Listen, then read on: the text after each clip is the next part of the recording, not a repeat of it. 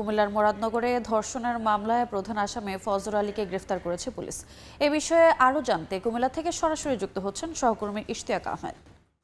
ইশতিয়াক,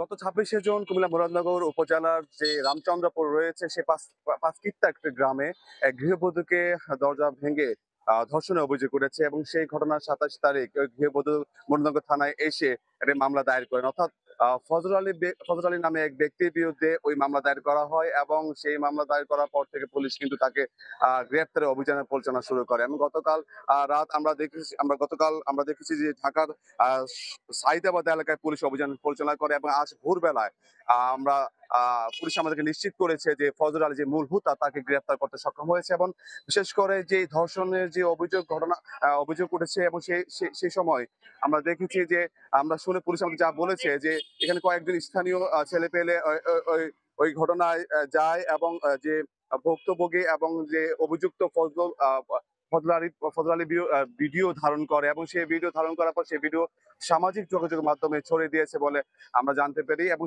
সেই ভিডিও ছড়ানোর পর থেকে কিন্তু ওই এলাকার জুড়ে কিন্তু সমালোচনা ঝড় বয়ে যায়।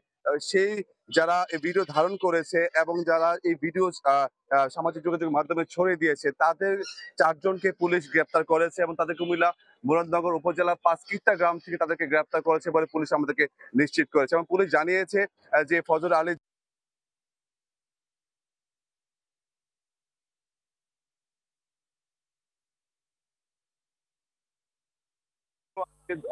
দুপুরে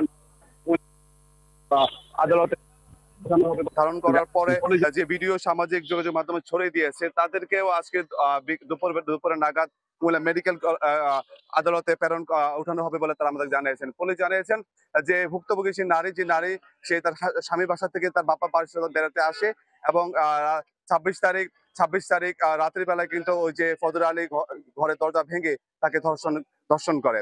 তো এই ছিল আমার কাছে সর্বশেষ কুমিল্লা আদালত থেকে। সরাসরি যুক্ত ছিলাম কুমিল্লায়।